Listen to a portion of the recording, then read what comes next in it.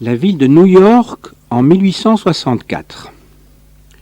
Ce texte est issu d'un ouvrage de Ernest Duverger de Horan, 8 mois en Amérique, lettres et notes de voyage, 1864-1865, publié donc à Paris. On parle trop des splendeurs américaines. Le premier aspect de New York est rebutant et vulgaire. Les pavés effondrés, les rues boueuses, les squares pleins d'herbes et de broussailles, les omnibus, disgracieux wagons qui roulent sur des voies ferrées, les maisons irrégulières, bariolées d'affiches colossales, ont la laideur négligée d'un bazar en plein vent. Nos vieilles cités d'Europe ont tout un caractère.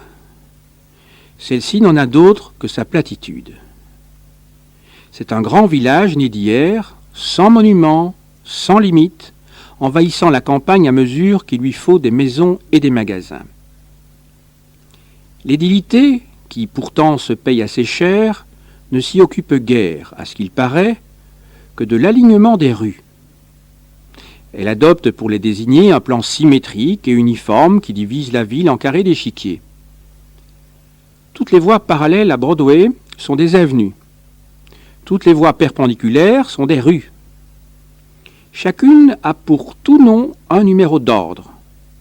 Les rues se comptent du sud au nord, les avenues de l'est à l'ouest, de façon qu'on se dirige dans les rues de New York par longitude et latitude, comme sur mer. Cela est commode assurément. Mais une ville où les rues sont des nombres, c'est comme un peuple où les hommes sont des machines. Cela semble n'avoir ni tradition ni patrie. C'est une vaste hôtellerie ouverte à tout venant, où l'argent seul distingue les hommes. Tout le monde s'y occupe d'affaires.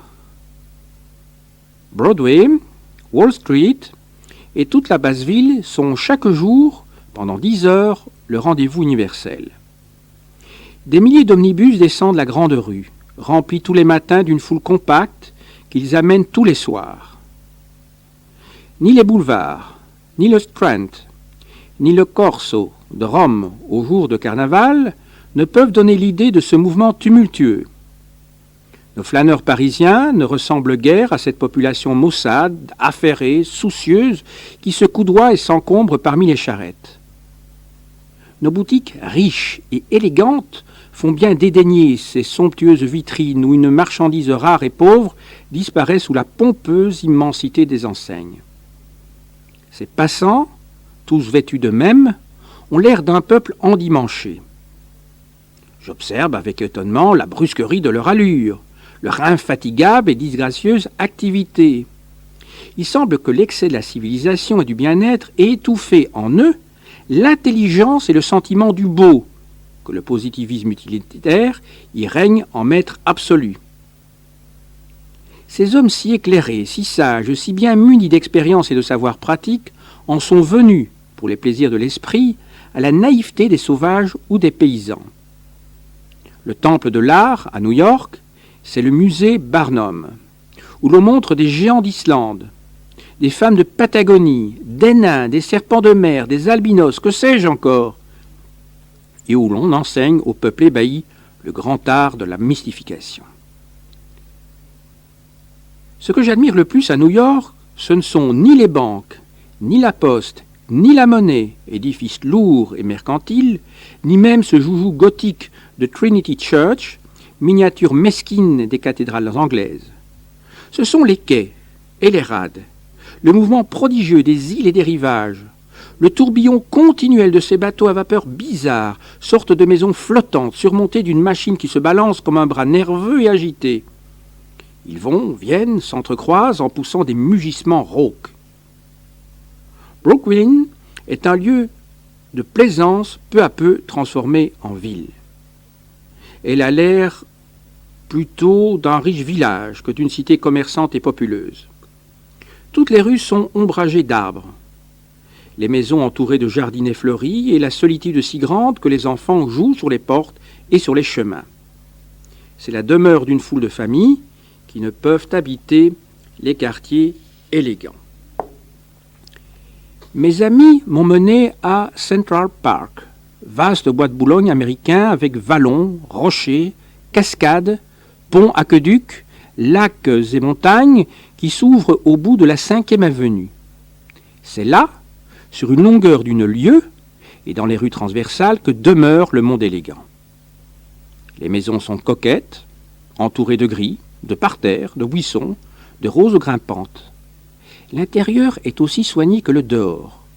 Toutes les recherches du luxe sont réunies dans ces bonbonnières. Chaque chambre a ses conduites d'eau, de gaz et de chaleur. Chacune est munie d'une salle de bain. Le tout tient d'ordinaire dans un rectangle de 25 pieds de façade sur 100 pieds de profondeur. C'est la mesure consacrée, l'unité de superficie des terrains des villes. Chaque famille vit seule, d'ailleurs dans sa maison. Il y a loin de ces agréables demeures, à nos escaliers sombres, à nos cours étroites et à nos logements étouffés. Le parc, s'il faut en croire son nom, sera un jour le centre de la ville. Rien de plus américain que ce nom ambitieux, donné de prime abord à un terrain sauvage situé au-delà des faubourgs. Quelle limite assigner à cette ville envahissante qui déborde dans la banlieue et qui a peut-être doublé depuis 15 ans. Aussi, la municipalité tranche-t-elle de la capitale. Elle emprunte 60 millions pour construire le parc. Elle envoie des architectes étudier en Europe l'art des jardins. On bâtit des ponts, des terrasses de marbre, on creuse un lac dans une vallée, on plante des parterres de fleurs et d'arbustes rares. Tout cela est récent, à peine achevé, mais déjà envahi chaque soir par une légion de cavaliers d'équipage où je remarque surtout ces surprenantes voitures américaines aux jambes grêles qui ressemblent à de frêles bijoux de filigrane et courent avec leurs longues jambes comme de grandes araignées. Près de là est situé le grand réservoir des eaux de la ville. C'est un bassin de granit qui a 2 miles de tour et dont l'étendue est presque effrayante. Nos réservoirs de Versailles ne sont auprès que des jeux d'enfants. Commentaire. Il s'agit d'un tableau de New York en 1864, rédigé par un représentant de la haute société parisienne sous la forme de notes de voyage. Il représente les risques inhérents à ce type de source. L'auteur tient des propos très subjectifs qui ne doivent pas être pris pour argent comptant. En outre, il commet des erreurs ou simplifie excessivement. Exemple. Il prend les tramways, encore inconnus en Europe, wagons qui roulent sur des voies ferrées, pour des omnibus. Il soutient que Broadway est perpendiculaire à toutes les rues. Il laisse entendre que toute la ville est construite selon un plan damier et que toutes les rues ont un numéro d'ordre, ce qui n'est pas le cas au sud de la presqu'île. Ces erreurs doivent être corrigées. Il faut situer les lieux cités et donc consulter des cartes et, éventuellement, joindre un croquis aux commentaires. Attention au risque de l'anachronisme à propos des tramways. Ne pas dire que ceux-ci sont électriques. À l'époque, ils sont encore hippomobiles. Quels sont les thèmes à considérer? Le plan de New York, les transports, les activités économiques, la population, les quartiers, Central Park, les migrations des élites, le regard du Parisien. Duverger de Horan, né en 1843, donc l'auteur, a pour père un notable orléaniste. Il vient aux États-Unis, comme Tocqueville 30 ans plus tôt, pour étudier la démocratie américaine. Le texte est un récit de voyage, dont la finalité politique n'apparaît pas ici. L'auteur débarque à New York en juin 1864. C'est la dernière année de la guerre de sécession. En Europe et aux États-Unis, l'urbanisation s'opère à un rythme accéléré, en liaison avec l'industrialisation et l'explosion démographique. De toutes les villes américaines, New York est celle qui connaît le plus vif essor, pour des raisons spécifiques. Son port, l'immigration et le canal vers le lac Erie. Sa croissance. En 1810, 100 000 habitants. En 1860, donc 50 ans plus tard, plus de 1 100 000, dont Manhattan, première ville américaine, 800 000 habitants, et Brooklyn, troisième ville américaine, 300 000. Pour comparaison, Philadelphie, deuxième ville des États-Unis, possède un demi-million d'habitants. Londres, en Europe, 3 200 000. Paris, 1 700 000. La zone urbanisée n'atteint pas encore Central Park. Le texte informe autant sur l'objet de l'observation, la ville de New York, que sur l'observateur. Il convient donc de présenter les faits qu'il évoque, mais aussi de mettre en évidence le regard personnel de l'Européen. Dans la présentation des faits, il peut être judicieux de comparer New York à d'autres villes. En aucun cas, toutefois, ces dernières ne doivent être traitées en elles-mêmes. On se gardera de suivre l'ordre du texte, qui n'est guère logique. Il faut regrouper les différents aspects du tableau en 2 ou 3 ensembles équilibrés. Ici, nous retenons la structure urbaine, la population et ses activités, et les quartiers. Le regard personnel de l'auteur peut être abordé de 2 manières, soit au fil du commentaire, soit dans le cadre d'une partie finale. Nous retenons ici la première option. La ville possède une structure urbaine rationnelle et sans âme. New York apparaît à l'auteur comme un grand village né d'hier, sans monuments, sans limite, mal entretenu, qui présente la laideur négligée d'un bazar en plein vent et semble n'avoir ni tradition ni patrie. Il convient de rappeler que la ville n'est pas née d'hier, mais a été fondée en 1623. Il faut également montrer que ses dépenses par habitant ont tout de même presque quintuplé entre 1850 et 1869. L'auteur s'étonne du plan symétrique et uniforme qui divise la ville en carrés d'échiquier et de la numérotation de chaque rue. Notons que ce plan, ainsi que la numérotation des rues, ne concerne pas la partie la plus ancienne, le sud de la presqu'île. Le plan damier n'a été décidé qu'en 1811. Il ne s'applique donc qu'à la zone urbanisée ultérieurement. Il traduit la volonté de la ville de programmer son expansion à long terme sur une vaste étendue. Rien de plus américain, car c'est une autre manifestation d'expansion planifiée. Cela a un caractère d'immensité, c'est récent, mais déjà envahi. Effectivement, la construction du parc public a été décidée en 1856 parce que la ville commençait à être coupée de la mer par les installations industrielles. Elle s'est réalisée sur des terrains plus ou moins vagues. Le parc n'est atteint par l'urbanisation que dans les années 1870.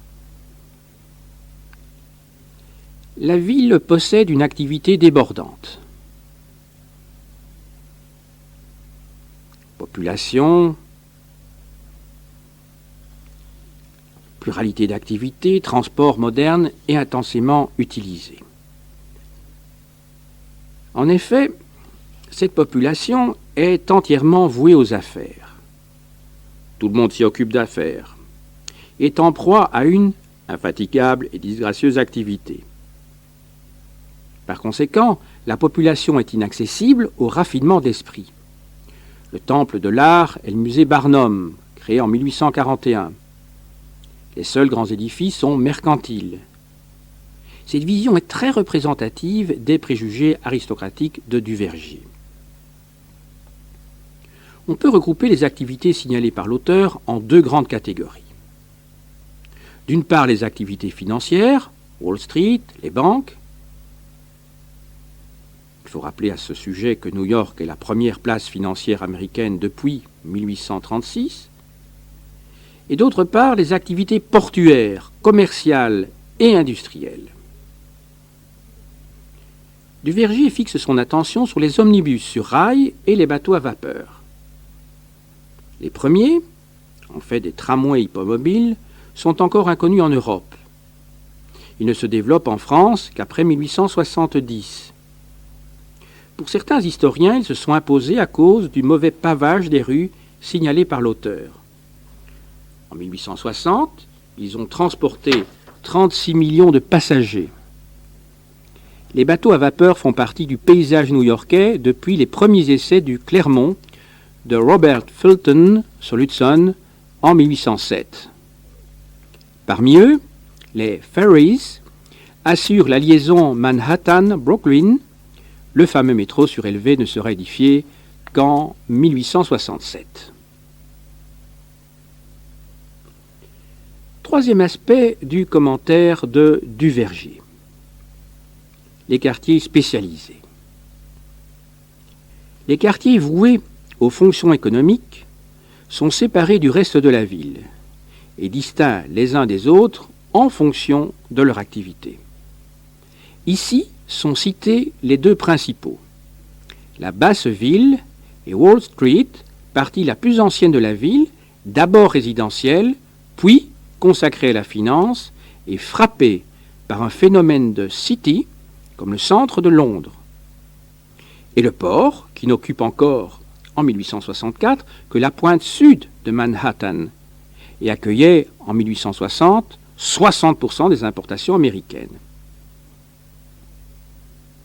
Deux quartiers sont visités par Duvergier. Brooklyn, quartier des classes moyennes, dont l'essor a été favorisé par son aspect salubre et champêtre, la proximité du centre d'affaires et le ferry boat, et la 5e avenue, le quartier élégant, celui des classes supérieures.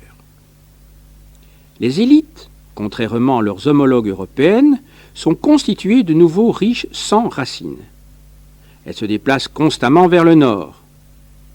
Autrefois établies à Wall Street, elles se sont ensuite installées sur la 5e avenue. Cause de ces migrations, le désir de s'éloigner des immigrants, la rapidité de l'innovation technologique, qui déclasse vite les résidences les plus luxueuses. Enfin, la recherche du voisinage des familles les plus en vue.